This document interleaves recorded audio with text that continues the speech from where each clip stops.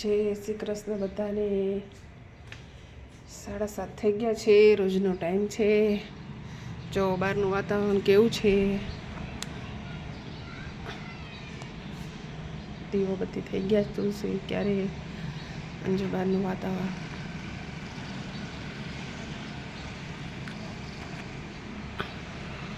અહીંયા બધું વાતાવરણ કેવું છે. દીવાબત્તી થઈ ગયા છે ભગવાનને.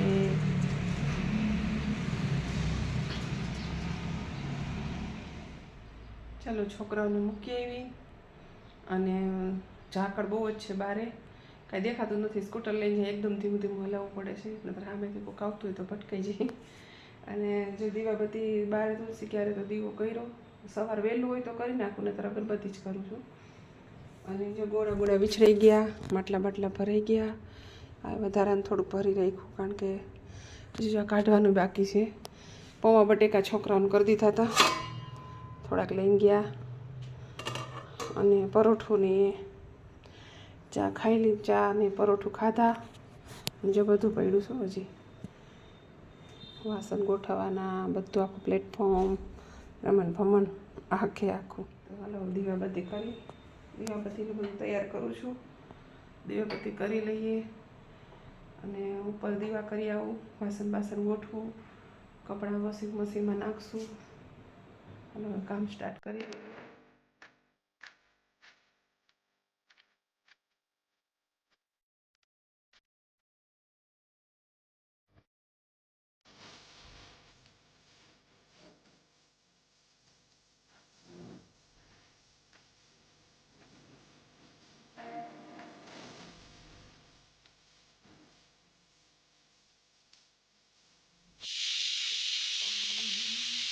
A few moments later. અમે સ્કૂલેથી આવી ગયા છીએ તો પછી અમે ટીવી જોશું, પછી ખાવાનું ખાશું, પછી સૂઈ જાશું.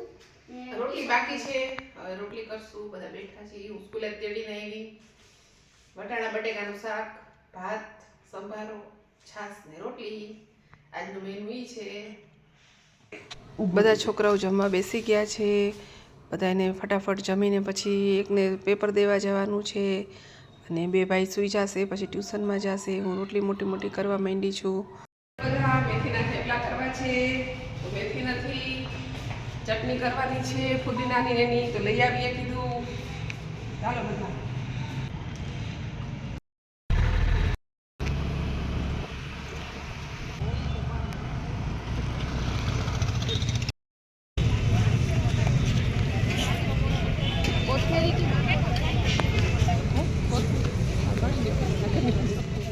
થોડો ગ્લોસરીનો સામાન લેવો હતો તો લેવા આવી ગઈ છું.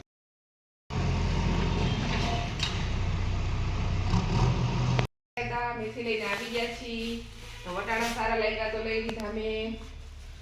પછી ફુદીના લીધા 2 પૂડિયા.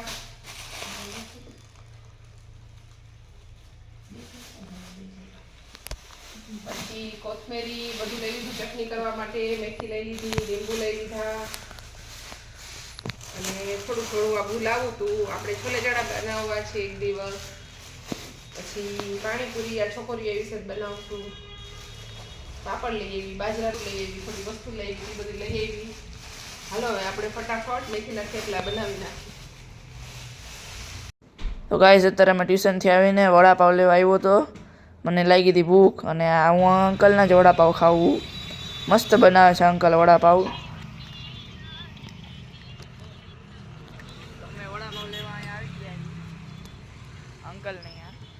વડાપાવ ખાવા હોય તો તમે આવી જાઓ શિવમ વડાપાવમાં. અત્યારે તો લાઈવ ગરમા ગરમ મરચા ઉતરે છે, જો તમે. તો પાર્સલ થઈ ગયું એ શિવમ વડાપાવમાંથી. અને કોઈ જૈન હોય એના માટે જૈન વડાપાવ બી છે અહીંયા. જો અત્યારે ગરમા ગરમ મરચા ઉતારે છે અંકલ. અને બીજી સાઈડ પાઉં શેકાઈ રહ્યા છે. તો અમે વડાપાવ લઈ લીધા હે. આપણે ઘરે જઈને અને વડાપાવ ખાઈ લઈએ. તો ચાલો ઘરે જઈએ. તો ગાઈસ અમે વડાપાવ લઈને આવી ગયા. ડેકી બંધ થઈ ગઈ, પોપટ થઈ ગયું. ચાલો આપણે ઉપર જઈએ, વડાપાવ ખાઈ. ઉપર જઈને તમને મોઢ હાલો. હાલો તમે વડાપાવ લઈને આવી ગયા. તમે વડાપાવ ખાવા બેસી ગયા. પ્રોગ્રામ રેડી છે આપણો. ત્યાં બધા બેસી ગયા. આજે રસોઈ નથી બનાવી.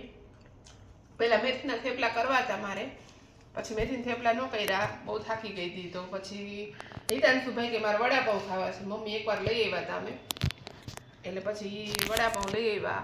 બહુ સરસ આવ્યા હતા. એકવાર લઈ આવ્યા હતા ને ત્યારે સરસ હતા. મરચાના ભજીયા તો ભાઈના એમ હોય છે, બાકી સમજો બહુ સરસ મરચાના ભજીયા આપે છે. કેવા છે? ખરા કરવાનો પ્રોગ્રામ હતો પણ થેપલા બનાવ્યા નથી. હવે સવારે છોકરાઓને નાસ્તામાં બનાવી દઈશ. અને મેથી ફુદીનો અને એની ચટણી બનાવવાની હતી, એ તો બનાવી નાખી.